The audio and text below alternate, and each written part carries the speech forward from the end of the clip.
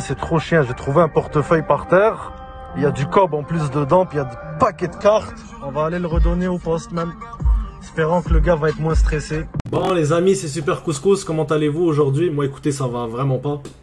Je vous explique, vous avez vu, j'ai trouvé un portefeuille par terre au Canadian Tire de Pointe-aux-Trembles. Il y avait de l'argent et un paquet de cartes à l'intérieur.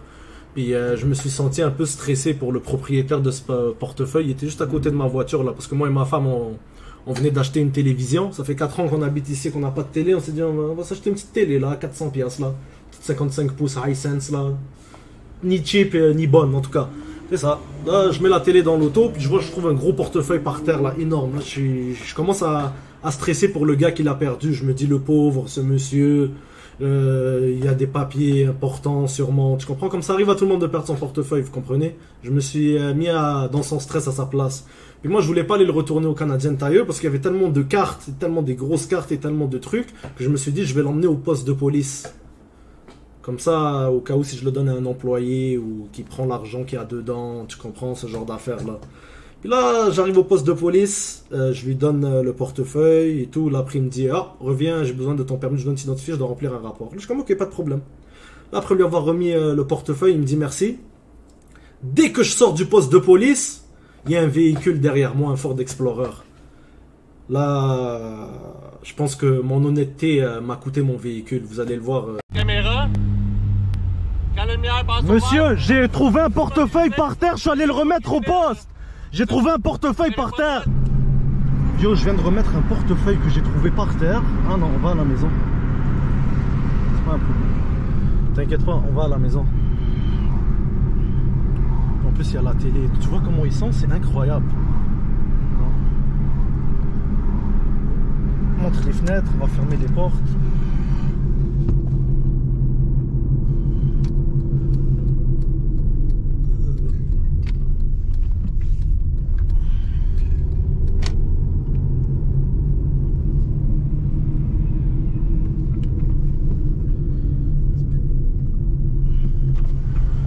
Monsieur, ne soyez pas agressif, je m'en vais chez nous.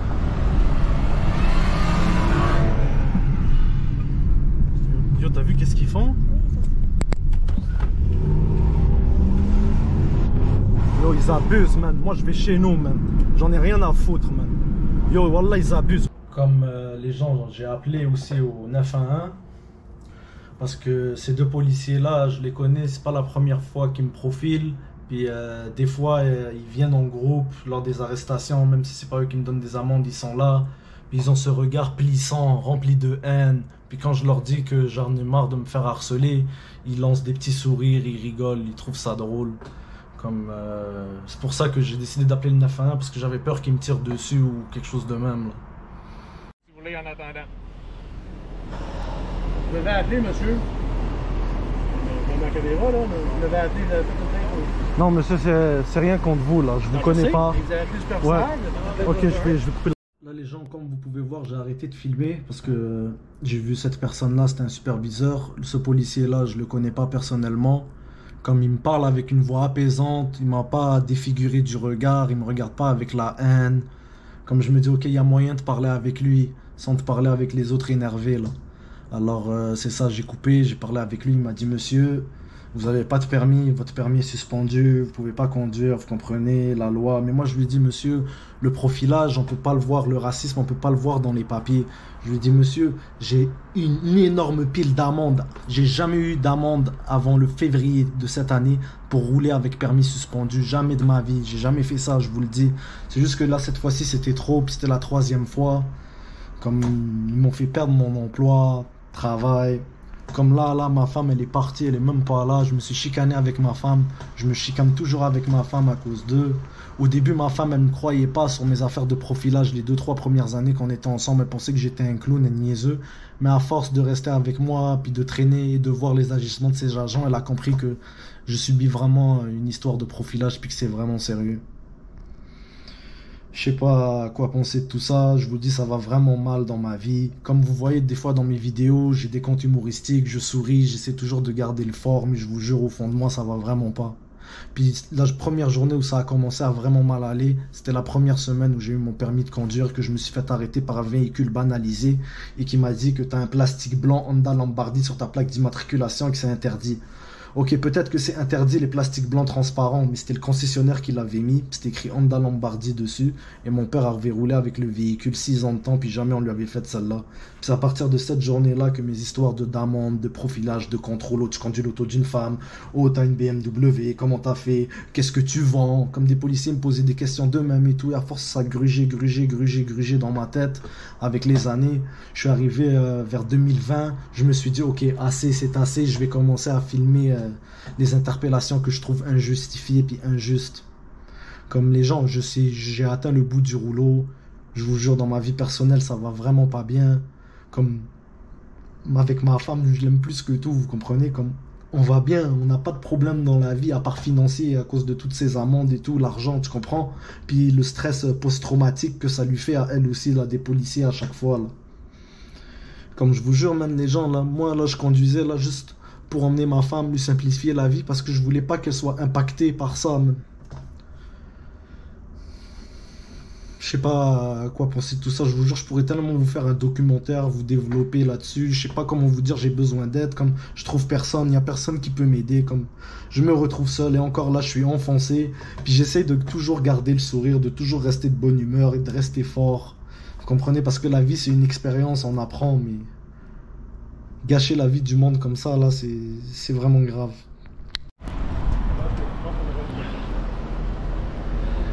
Faut pas abandonner les amis, faut jamais fléchir, faut rester fort.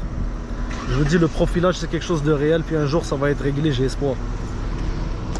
Ce policier là, je l'aime beaucoup, c'est une bonne personne, on a eu de bons échanges et je vous jure qu'il mérite son poste, c'est juste ça que j'ai à dire. Moi, je parlais avec ce gars là, comme tu vois, je parle avec lui, je vois, il est pas en colère, il n'y a pas la haine contre moi, je suis pas un sale arabe, je suis pas un criminel, comme tu vois, je parle gentiment avec lui. Puis ça me redonne le sourire, je commence à me calmer, tu comprends? Puis je me dis, ouais, il y a espoir, tu vois, pour ce genre de personnes là.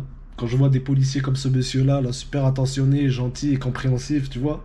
Il m'a même pas dit que ça se peut pas, mon affaire de profilage. C'est très rare que des policiers disent ça, là. Puis je remercie ce monsieur au moins de compatir avec ma douleur. Même s'il m'a dit, la loi c'est la loi, je vais remorquer ton véhicule, mais au moins, tu comprends. Il me l'a fait comprendre de façon sympathique, puis il était un peu compréhensif. Puis même plus tard dans la soirée, il m'a lancé un appel en numéro masqué. Mais pour de vrai, policier très sympathique, une très bonne personne. Puis je lui souhaite plein de bonheur et plein de succès dans sa vie. Mais comme je vous dis, j'ai beau leur expliquer et tout, c'est difficile. Regardez les gens. Ça, c'est les amendes que j'ai reçues depuis que je roule avec un permis suspendu, d'accord? Plus il y en a une de Repentigny, ok? Puis regardez dans cette boîte. Ça, c'est tout le reste avant que j'ai un permis suspendu. Dites-moi, quel être humain voulez-vous qui survive à tout ça? Hein? Et en plus, on était en 2020, on était en plein Covid et tout. Dites-moi. Regardez, chaque papier, c'est un constat. Regardez le nombre de constats qui s'empilent ici. Comme si j'en ai une panoplie, j'ai une boîte à chaussures de constats, comme...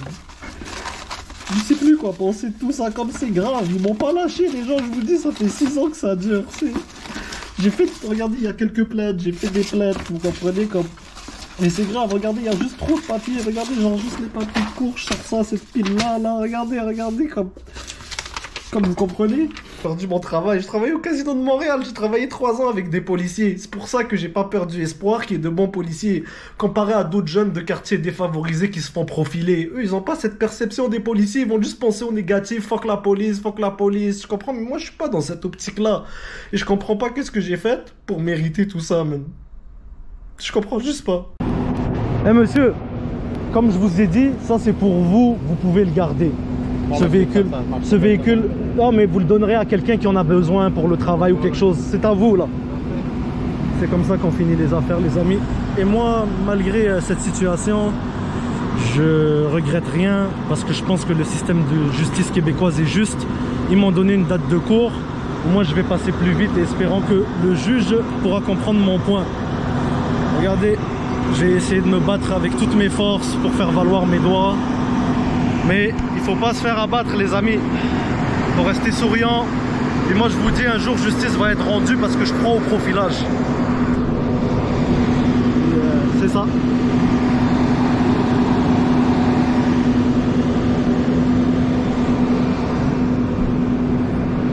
Donc ne jamais abandonner dans la vie les gens, peu importe les bâtons que certaines personnes peuvent vous mettre. Et le profilage racial n'est jamais reconnu dans le système. J'ai eu tellement d'amendes et tout. Mais bon, que voulez-vous, c'est la vie. Vous m'avez dit Bilodo 5447 et Asselin 7286 pour les caméras. C'est parfait, merci beaucoup. Et merci encore à vous, monsieur. Merci. Bonne journée à vous. Vous voyez ce policier Bilodo là, il vient de donner son matricule et tout. Lui là, c'est pas un bon policier, c'est un raciste, il est malhonnête. Et à chaque fois que je le croise, il me regarde avec la haine. Vous voyez les policiers là, quand vous savez qu'ils sont pas bons, ils vous regardent comme ça. Ils plissent les yeux. Et vous savez que vous êtes dans la merde dès qu'un policier plisse les yeux quand vous passez à côté de lui. C'est ça, Joyal aussi, c'est la même affaire, c'est pas un bon policier. Mon vieille école, tu comprends? Comme je suis sûr, comme j'ai dit à Joyal en déontologie, je suis sûr, monsieur Joyal, dans votre carrière de policier, vous avez fait plus de bons coups que de mauvais coups. Mais ça, ce que vous êtes en train de me faire subir, c'est pas correct. Tabarnak, j'ai un Dodge Caravan 2003. Je roule sur Gouin, le gars il passe à côté de moi, il fait demi-tour, il m'arrête. Il me dit, ton van il fait du bruit. Je lui dis, monsieur, mes parents ont roulé une dizaine d'années avec le van, jamais ils se sont fait arrêter pour le bruit. Puis c'est un van là, tu vois, c'est un genre de petit bruit parce que le moflo il est percé, il est rouillé, tu comprends? Comme ça casse la tête à personne, là, c'est pas la fin du monde. Il a fait demi-tour en plein Gouin pour m'arrêter, me dire ça. Et je lui ai répondu, monsieur, je suis pauvre, j'ai pas d'argent, j'essaye de m'en sortir, arrêtez de me faire chier. Comme je vous dis, ça date de très longtemps. Comme ils comprennent rien. Puis aussi, les gens, je vais pas vous mentir, ma femme est de mon côté. Et elle comprend, mais la pauvre, elle a trop subi. Puis je pense qu'aujourd'hui, c'était de trop. Moi, je voulais juste lui sauver 1h30 de trajet d'autobus par jour parce que l'école est juste à côté, c'est 5 minutes en voiture. Mais je pense que peut-être aujourd'hui, c'était elle de trop. Là, ça va vraiment pas bien entre nous deux. Puis je pense que ça va réjouir plusieurs policiers que de ces problèmes que j'ai dans ma vie. Comme écoutez, je suis dans la merde à un point, vous savez pas. J'ai commencé à être dans la merde la journée où j'ai décidé d'avoir mon permis, ça a commencé le profilage. Au début, vers 2015, c'est pas grave, c'était correct. C'était juste des interpellations et tout. Mais vers 2017-2018, il fallait que je pense qu'ils justifient leurs interpellations. Chaque fois que je me faisais arrêter, amende. Des fois, je recevais des amendes radar de vitesse, ils me donnaient, mais je roulais même pas à cette vitesse-là. Puis j'en ai réussi à en pogner un, puis je vais emmener les preuves en cours là. D'un gars qui m'a flashé au radar, puis que je roulais pas à cette vitesse-là, j'ai réussi à en pogner un sur ma dashcam là. Puis j'attends juste de passer en cours là. Ils m'ont donné une date de cours le 11 juillet. Je suis pas vraiment stressé avec ça parce que j'ai espoir en la justice québécoise. Comme je vous ai dit, en 2019, je suis allé chercher des ressources, je suis allé au Carrefour Jeunesse Emploi, je me suis repris en main, je suis retourné à l'école malgré que j'ai perdu mon emploi, que j'aimais tant au Casino de Montréal. J'adorais ma vie, j'étais l'homme le plus heureux sur Terre. J'avais ma petite BMW, je me levais à chaque matin faire mon chiffre de 12 heures au casino, j'étais heureux, j'avais besoin de rien d'autre, tu comprends? Et ils m'ont cassé mon rêve. Ensuite, j'ai été signaleur. La même histoire qui s'est reproduite. Je suis sensibilisé à la vitesse. Comme j'ai travaillé des pavages d'autoroute, comme l'autoroute 15. Des fois, là, je suis dans les cônes oranges. C'est limité à 70. T'as des caves, ils te passent à 140. Comme je suis vraiment sensibilisé à tout ça, là. C'est pas ma façon de conduire qui dérange, je vous le jure. Je conduis vraiment bien. C'est pas ça le problème. C'est juste qu'ils aiment ça me profiler. Puis, c'est ça, man. Au truc, les gens, ce message s'adresse à toutes les personnes qui subissent du profilage racial. Si vous voulez en parler avec moi, en discuter avec moi, écoutez, je suis ouvert. Moi, je lance ma deuxième campagne de politique dans Anjou Louis Riel. Si vous voulez aller taper sur Google Hamza Madani, Parti vert du Québec, allez sur Wikipédia, vous allez voir les résultats de l'élection électorale 2018. J'ai fini avant-dernier, j'ai battu le NPD. C'est mieux que dernier, avant-dernier, quoi. Mais d'ici là, vous pouvez aller sur ma page Hamza Madani, Parti vert du Québec. En 2018 ou 2018, ouais, lors des élections, je parlais déjà du racisme systémique, du profilage et tout. Vous le voyez, à mon plus jeune âge, comme quoi que j'en parlais déjà indirectement de qu'est-ce que je subissais. Et pour finir, les gens, je vous dis de ne jamais abandonner dans votre vie, peu importe la pente, il faut la gravir. On est là pour apprendre, vous comprenez? Et même moi, je vous le dis, dans le pire des cas, si je vais en cours et dans le pire des cas, le juge, il me dit non, il n'y a pas de profilage, mais je le sais qu'au fond de moi, je suis un bon gars et je suis correct et que j'ai subi du profilage et que c'est très grave qu'est-ce qu'ils m'ont fait et je le sais qu'au fond de moi je pense que je vais gagner parce que le système québécois il est juste, la justice a toujours été juste. Mais si par hasard genre le juge me dit oh tu comprends ça marche pas et tout nanana, je conduis plus puis j'essaie de remonter la pente même, comme c'est ça. Mais moi, je vous le dis, les gens, si je conduisais sans permis et tout, c'est que c'était pour besoin, pour ma femme. Et je vous le dis aussi, j'avais pas le choix parce que je voulais pas repayer encore. J'ai plus trop d'argent, j'ai vieilli, j'ai des responsabilités, j'essaie d'avoir une vie de famille. Comment tu vas avoir des enfants et tout avec ce genre de problème? Là, je me suis pogné avec madame. Peut-être ça va en réjouir plusieurs d'entre vous, tant mieux. Mais moi, je vous dis, c'est des épreuves dans cette vie-là. Puis on apprend et on peut en ressortir que grandi. Mais moi, je vous dis, ça impacte mes amis. Mes amis, quand je suis avec eux dans le véhicule, ils se font suivre. Ils se font plaquer leurs plaques. Ma femme est stressée. Et déjà, le stress de la Covid et tout, comme... Pour de vrai, les gens, je vais aller me recroqueviller dans mon lit comme un bébé. Je vais prier Dieu ce soir. Puis espérer que demain matin, là... soit dernier mois, là, tout ça, là, parce que c'est vraiment grave. J'ai juste hâte de passer en cours. Ou s'il y a quelqu'un, là, dans le gouvernement de haut placé qui peut entendre mon cri du cœur, je vous le jure, c'est vraiment grave. Qu'est-ce qui se passe? J'ai besoin d'aide. Sinon, à part ça, je sais plus quoi vous dire. J'ai tellement développé parce que ma tête était remplie. Au moins, je vous parle à vous, ça me permet de me vider le cœur. Et tous ceux et celles qui m'insultent, qui me dénigrent, qui me disent retourne dans ton pays. Je suis né à Montréal, je suis fier d'être canadien d'origine algérienne. Ma vie, elle est ici et je vais rester ici. Sur ce, les gens, n'abandonnez jamais vos projets, ne lâchez jamais dans votre vie. Et je pense qu'un jour, le profilage va être reconnu pour tous ceux et celles qui l'ont subi. Et surtout la communauté noire à Montréal. A bientôt pour de nouvelles vidéos si vous voulez en voir plus sur ma chaîne YouTube Super Couscous Vlog. Regardez ça, c'est incroyable, il y a un abonné, il m'a vu à l'arrêt d'autobus. Oh ouais mon frérot, tu m'as sauvé. Ah thanks man, merci pour le lift encore, t'es un bon man, que Dieu te redonne bro. Je te vois souvent sur Snap. Ah, yo bro, on filme ton véhicule un jour si tu veux. Ah c'est bon, je t'avais texté pour ça. Ah ouais, ok bro, on va faire ça soon. Comme j'attendais l'autobus, vous avez vu à la fin le jeune homme. Ce genre de personne me donne encore de l'espoir. Il m'a dit mot pour mot que je sais pas comment tu fais, que c'est grave, que c'est triste, qu'est-ce qui t'arrive. Des fois même je vais à l'épicerie, il y a du monde, ils me parlent, ils veulent prendre des photos, ils veulent discuter. Moi je suis ouvert, je leur parle de mes problèmes. Genre c'est pas comme sur Facebook les gens qui m'insultent de sale arabe, de crétin, de con et tout là. Genre dans la vraie vie, il y en a même pas un qui m'a insulté encore. Tout le monde est gentil avec moi, ils essaient de comprendre ma situation, je discute, je dialogue. Tu vois, on fait des échanges, on essaie d'apprendre et de comprendre le pourquoi du comment, tu comprends.